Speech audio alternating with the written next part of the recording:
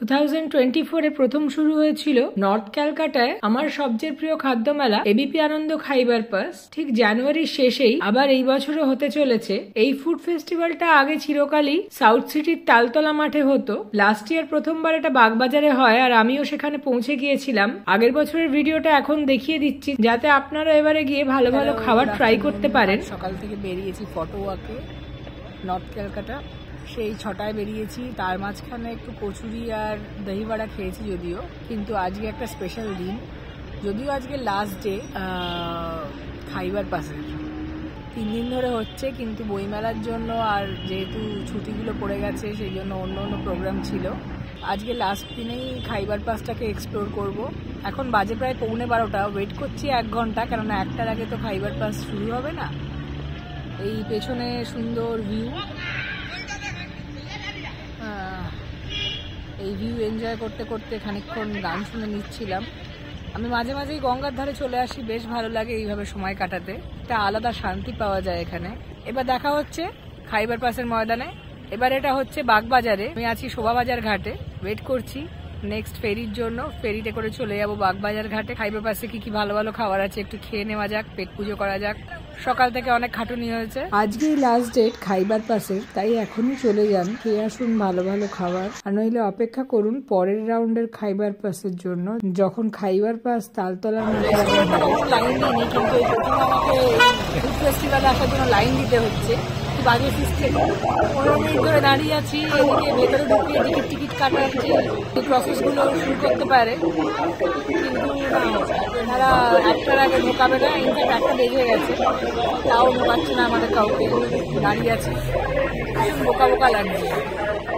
তালতলায় কিন্তু এইসব লম্বা ওয়েটিং এর পর ঢুকে পড়লাম মেলার মধ্যে। সুধার কাউন্টার, তার পাশে একটা শাড়ির দোকান। ফুড ফেস্টিভ্যালের সঙ্গে শাড়ির কি সম্পর্ক বুঝতে পারলাম না। যাই হোক, আমি ঢু মারলাম পাশের কাউন্টার গুলোয়। ম্যাক্সিমাম কাউন্টারই তখনও খোলেনি। এখানে সদ্য আনা গরম গরম মাটন রাখা হচ্ছিল, তাছাড়া আর কিছুই রেডি হয়নি। তাই জন্য পাশের কাউন্টারে পৌঁছে গেলাম। সব কাউন্টারেরই প্রায় একই দশা, তাই জন্য আমি প্রথমে 1 চক্কর মেরে নিলাম।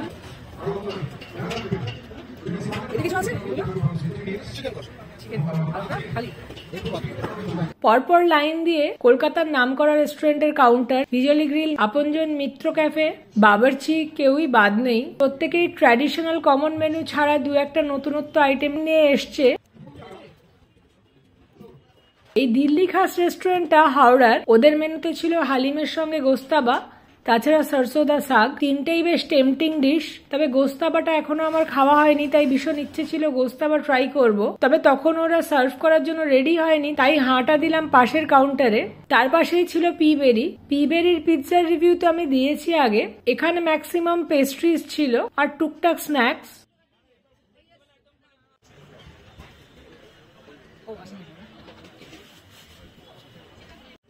সপ্তপদী স্টার্টারগুলো দেখে সবসময় বেশ লোভ হয়। ওগুলো দেখে মনে হয় কোনটা খাবো আর কোনটা ছাড়বো, কিন্তু আমার একবার রেস্টুরেন্টে গিয়ে খাওয়ার এক্সপিরিয়েন্স ভালো ছিল না। আর এই ফুড ফেস্টিভ্যালেও একটা কোনো স্টার্টার ট্রাই করেছিলাম, সেটাও মেন ইনগ্রিডিয়েন্টসটা কমই লেগেছিল। সেখানেও স্টার্টারের সাইজগুলো একটু ছোট ছোট লেগেছিল, তবে এবারে স্টার্টারের সাইজগুলো বেশ বড় ছিল।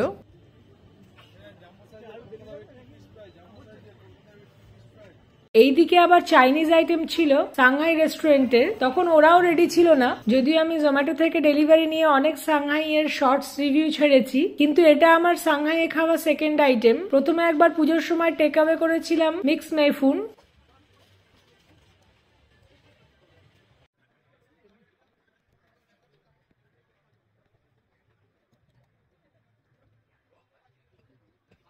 একটার পর একটা কাউন্টার দেখতে দেখতে পৌঁছে গেলাম শেষ প্রান্তে। তবে খাইবার পাসের শেষ নেই, এখানে 2টো রো জুড়ে এপাশ ওপাশ করে অনেকগুলো খাবারের স্টল, তাই একটা সাইড কমপ্লিট করে আরেক দিকে ঢু মারলাম। এরপর দেখতে দেখতে চলে এলাম একটা পিঠে স্টলে। ওইগুলো দেখেও মনে হয় সবই যেন খেয়ে নি। এই ফুড ফেস্টিভ্যালের স্পেশালিটি হলো এখানে বেস্ট আর রেপুটেড রেস্টুরেন্টগুলো আসে, তাতে নানান রকম ডেলিকেসি নিয়ে। লস্ট অ্যান্ড রেয়ার রেসিপি কোথাও যেন লস্ট হয়ে গিয়েছিল। যদিও তালতলার মাঠে প্রথমবার এদের মটনের পাশবালিশ রোল নাকি একটা খেয়েছিলাম, তার যা বাজে এক্সপিরিয়েন্স ছিল, তারপর থেকে ওদিকে আর ঘেঁষি না। বাবুর্চির স্ন্যাক্স গুলো বেশ টেস্টি, দেখেই বেশ ভালো লাগছিল। তাও এগিয়ে গেলাম অন্য কাউন্টারে। ভূতের রাজার এই ভূতকে করুণ করুণ মুখে দাঁড়িয়ে থাকতে দেখে খুব কষ্ট হয়। সবাই ওর সামনে গপ গপ করে খাবার খেতে থাকে, ও বেচারা ভূতের মতো সেজে সকাল থেকে রাত্রি দাঁড়িয়ে থাকে। টাকার জন্য মানুষকে কতই না কষ্ট করতে হয়, আর সেই সুযোগ নিয়ে আমরাও যেন লোককে বেশি খাটিয়ে ফেলি।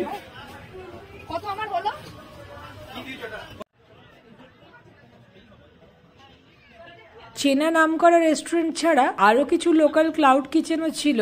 তোমাকে চাই এর খাওয়ার কোয়ালিটিও বেশ ভালো। বিশাল কবিরাজি কাটলেটটা দেখে মনে হচ্ছিল ভালোই হবে, তার সঙ্গে ফিশ ফ্রাই বা পাতুরির সাইজও বেশ ভালো। নেক্সট টাইম গেলে এদের এখান থেকে খাবার ট্রাই করার ইচ্ছে আছে। এখানে বেশ নতুনত্ব আইটেম ছিল, কিন্তু তখনও রেডি হয়নি বলে ট্রাই করা হলো না। তাছাড়া এই লোকাল স্ন্যাক্সের আউটলেট তো আছেই, যেখানে নানান রকমের মাছের আইটেম পাওয়া যায়। সুন্দরবন, দীঘা, বকখালি। পিঠে বিলাসী প্রথম এনেছিল ভেটকির পাটিসাপটা। তাছাড়া এদের নানান রকমের পিঠে পাওয়া যায় সারা বছর ধরেই। এদের প্রথম আউটলেটটা সল্টলেকের নলবনে খুলেছিল। তারপরেই আমার ফেভারিট ইন্ডিয়ান রেস্টুরেন্টের স্টল দেখলাম, যেখানকার গালৌটি কাবাব জিভে জল এনে দেয়। আমার আরেকটা ফেভারিট হট লেবানিজের স্টলও ছিল, যাদের গ্রিল চিকেনটা অসাধারণ খেতে। অনেকদিন খাওয়া হয়নি। এই ইয়া বড় জাম্বো ইলিশটা দেখে মনে হচ্ছিল উঠিয়ে নিয়ে পালিয়ে যাই। তার সঙ্গে পাশে রাখা ছিল বড় বড় চিংড়ির কাটলেট, আর এই মাটির ছোট ছোট খুঁড়িতে সাজানো ছিল নানান রকমের ভালো ভালো খাবার। শাক ভাজা থেকে নিয়ে পনির, আলুর দম, ভেজ নন ভেজের প্রচুর আইটেম। এই বছরের খাইবার পাসে হয়তো আমি যেতে পারবো না, কেননা আমার শুটিং আছে। আপনারা এই ভিডিওটা দেখে ভালো ভালো খাবারগুলো ট্রাই করতে পারবেন, তার জন্যই দিয়ে দিলাম। ঘুরে এসে ডেফিনেটলি কমেন্টে জানাবেন আপনারা কোন কোন আইটেম খেলেন আর কেমন লাগলো। পোস্ত রাজবাড়ির খাওয়ার কোয়ালিটিও বেশ ভালো। আগের বারে এদের থেকে গোল্ডেন ফ্যাট প্রন খেয়েছিলাম।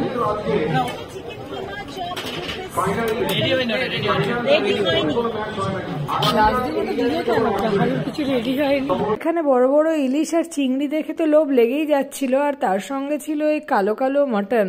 এইসব খাবার দেখলে কি নিজেকে আটকে রাখা যায়? মনে হয় সবকিছুই যেন খেয়ে ফেলি, কিন্তু উপায় নেই, পেটটা তো একটাই।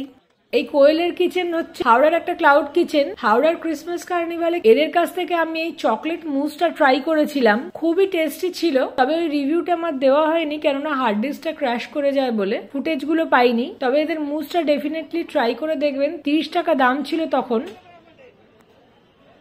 মিত্র ক্যাফেও বেশ নতুন নতুন আইটেম নিয়ে এখানে এসেছিল। তার মধ্যে ডাবের পায়েস আর ক্যারামেল কাস্টার্ড, যেটা একদমই ওদের নতুন আইটেম।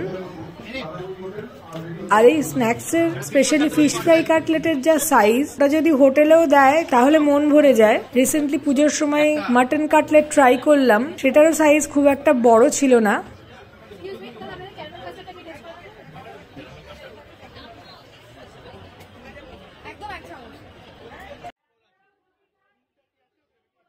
বিরিয়ানি আসেনি, তাও বেশ লম্বা একটা লাইন লেগে গেছে।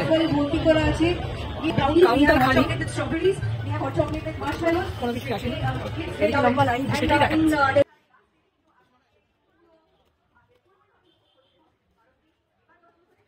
আচারের দোকান পেরিয়ে পৌঁছে গেলাম পানের দোকানে, যেখানে রং বেরঙের পান মশলা, আর তার সঙ্গে ইন্টারেস্টিং এই চকলেট পান, ম্যাঙ্গো পান, আরো নানান রকম ফ্লেভার ছিল পানের। তবে আমার পান খেলে ভীষণ গা গুলোয়, তাই জন্য ইচ্ছে থাকা সত্ত্বেও খেতে পারি না। শেষ পাতে পান খেয়ে অতিথিরা বিদায় হয়, তাই জন্য পানের দোকানের পাশেই এক্সিটের বোর্ড। যদিও আমি এক্সিট করিনি, কেননা আমার তখনও কিছুই খাওয়া হয়নি। তাই ঘুরতে ঘুরতে ভীষণ খিদে পেয়ে গিয়েছিল, আর দেরি না করে চলে গেলাম একদম প্রথম দিকে। এখানে বেশ নানান রকমের চকলেট আর ব্রাউনির কালেকশন ছিল। লিকার ফিল্ড চকলেটও অনেক, নানান রকমের চকলেটের ললিপপ, ছোট ছোট গুডিজও ছিল।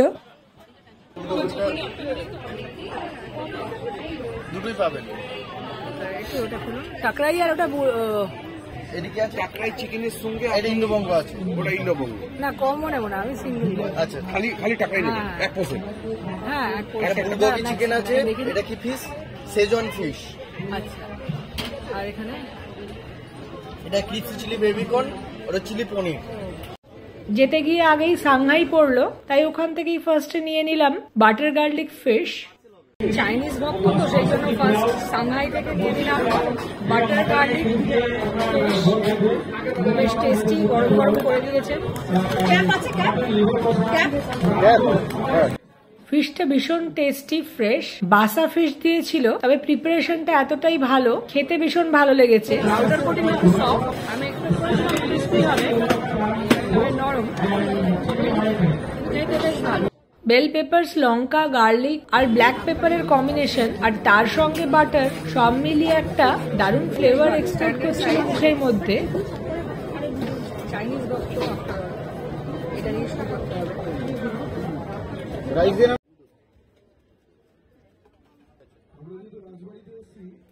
ফিশটা খাওয়ার পর চলে গেলাম একদম পিয়ারলেস ইনের কাছে, আহেলি স্টলের কাছে। মেনুতে ছিল গন্ধরাজ চিকেন, আর ওনারাও সেটাই সাজেস্ট করলেন। পিয়ারলেস ইনের আহেলি থেকে নিয়ে নেব আমি গন্ধরাজ মুরগি। ওটা বেশ টেম্পটিং লাগছে দেখতে। ভাজাভুজি তো অনেক রকম আইটেম আছেই, কিন্তু এটা বেশ মানে একটু সাদা সাদা হালকা মানে গ্রিলড একটা লুক। দেখি খেতে কেমন। আমার একটা ফোর্কও লাগবে।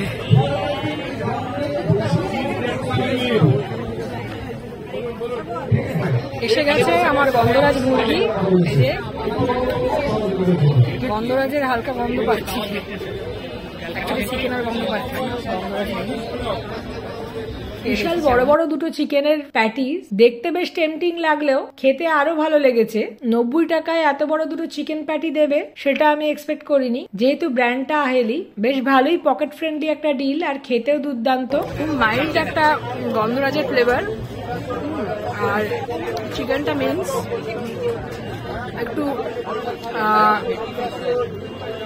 ধনে পাতা, লঙ্কা আর কিছু ফাইনলি চপড অনিয়ন মুখে লাগছে।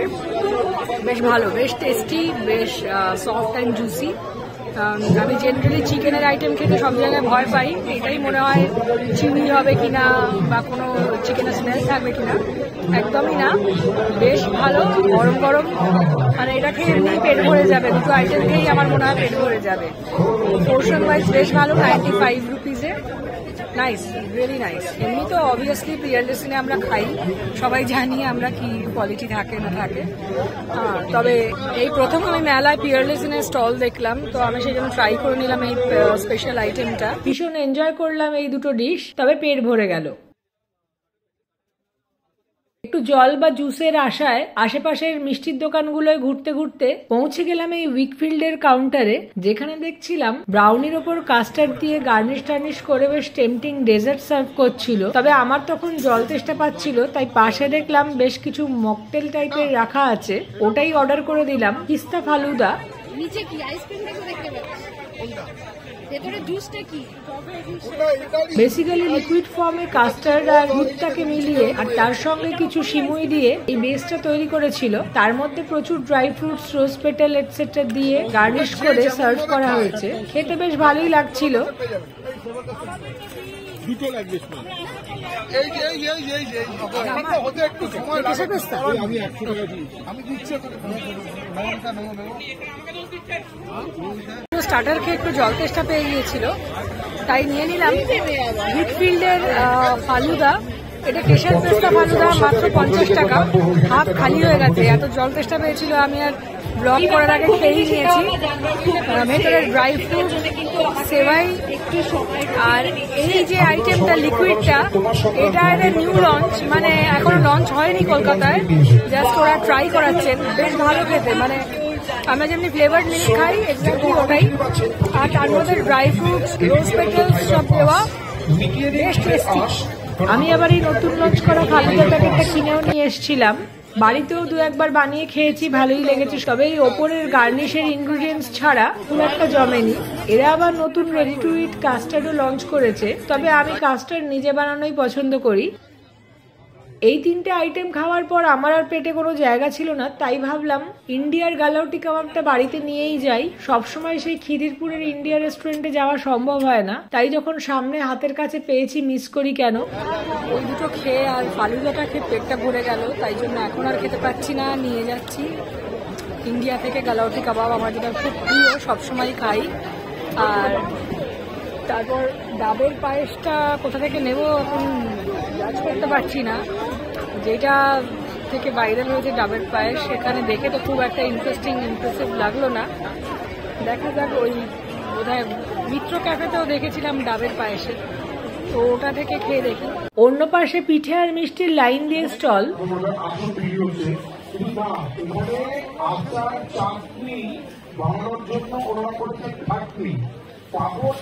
পাল্টি সাপটা বেক সবই বেক হচ্ছে।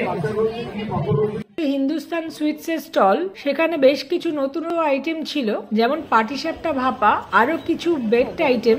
দেখে বেশ টেম্পটিং লাগলেও নিয়ে যাওয়ার উপায় ছিল না, কেননা পরের দিনই আমাদের জামশেদপুর যাওয়ার ছিল, তাই জন্য একটু শরীর বাঁচিয়েই খেতে হচ্ছিল। প্লাস এই টাইপের আইটেম নিয়ে যাওয়ারও কোনো অপশন ছিল না, নষ্ট হয়ে যাবে। গরম গরম পাটিসাপটা দেখে বেশ ভালো লাগলেও খেতে পারলাম না আর। হিন্দুস্তান সুইটস আবার কিছু কেক মাফিনসও বিক্রি করছিল। যারা মিষ্টি ভালোবাসে তাদের জন্য এটাও একটা হেভেন। এত রকমের ভালো ভালো মিষ্টি একসঙ্গে পাওয়াটা দারুণ ব্যাপার।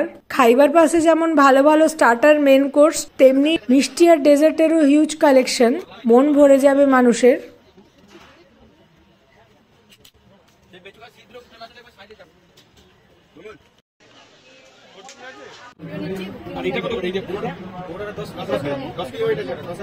এই বড়কা ছানা পোড়াটা সাজানোই বেশ দেখতে ভাল লাগে। এটা যে লোকে কি করে খাবে আমি সেটাই ভাবি।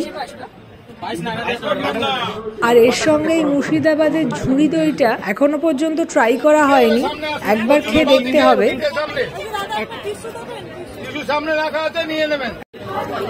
ডাবের পায়েস দেখে আর লোক সামলাতে পারলাম না, পিঠে বিলাসের ডাবের পায়েস নিয়ে নিয়েছি। বাড়িতে গিয়ে খাবো, রিভিউ করবো।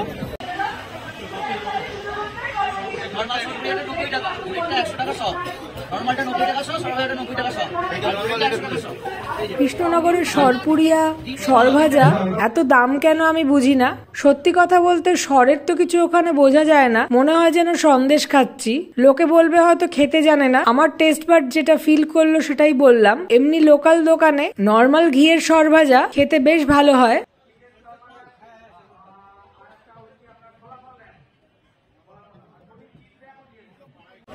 আমার খাওয়া দাওয়া শেষ, নিয়ে যাচ্ছি ঝোলা নিয়ে। রইলো ঝোলা, চললো ঝোলা, রইলো না সঙ্গে ঝোলা নিয়ে চললো ভোলা। হয়ে গেছে আমার খাওয়া দাওয়া। একা একা বেশি কিছু ট্রাই করা যায় না, তাই জন্য একটা ওই কাবাব নিয়ে চললাম। বাড়িতে গিয়ে জমিয়ে খাবো। আর গরমও লাগছে, আর ভালো লাগছে না। সকাল থেকে সেই 6টা থেকে বেরিয়েছি ফটো ওয়াকে, আর তারপর এই শুধু খাওয়ার লোভে 2 ঘন্টা এক্সট্রা আমি টাইম ওয়েস্ট করলাম রাস্তায়। তো যাই হোক, এবার একটু রেস্ট নিতে হবে, বাড়িতে গিয়ে আরাম করে খাবো। বাড়িতে এসে গরম করে কালাউটি কাবাবটা খেতে মন ভরে গেল।